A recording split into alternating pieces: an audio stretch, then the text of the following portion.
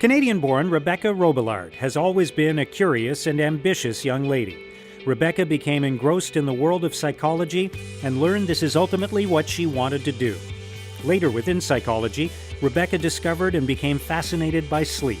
Well, sleep is so pervasive to all aspects of life. It's really important for all sorts of physical functions, mental health, of course, but it's also kind of a window on a different us, right? It's us in a different state, and that's part of what really intrigued me at first. In the study of sleep, Rébecca is learning how much we don't know and how different we all are. We know so far in terms of sleep needs, there is this kind of myth that everyone needs 7 to 9 hours of sleep and that's what's normal. We're all different. It's like, how much you need to eat or how, what's your favorite sports or whatnot. So people have different needs. When people ask Rébecca to describe her complex work, it can be challenging. In my work, I'm trying to really understand the interplay between mental health and sleep disruptions, because often when we don't feel well, we don't sleep well as well, and of course when you don't sleep well, it's hard to get better.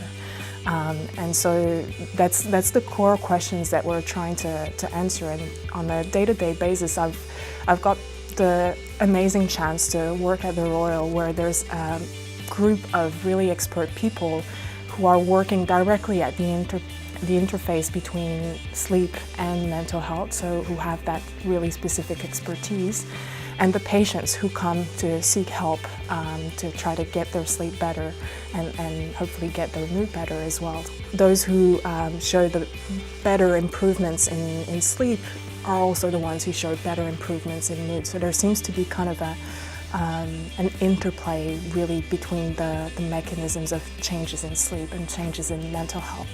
For a young researcher like Rébecca, it's hard to ever be satisfied when you're curious with so many questions. Receiving this award means a lot to me. It's really an amazing opportunity to get our work more acknowledged and get more exposure. But it's not something that I can receive on my own, because there's such a big team behind me, and this is what makes all of this possible, really. Rébecca hopes her award and her work will inspire other young women to consider mental health research as a career. I think that research in the medical field and in mental health is extremely rewarding, because one, you never get bored. There's always something more to learn, there's always something new. And we have, with technology advancing, we have new tools to address new questions. But the thing that really drives me the most is the potential to have an impact in people's lives. So I have seen, for example, some patients explaining how suddenly having the opportunity to sleep and to feel restful had such an impact in their lives.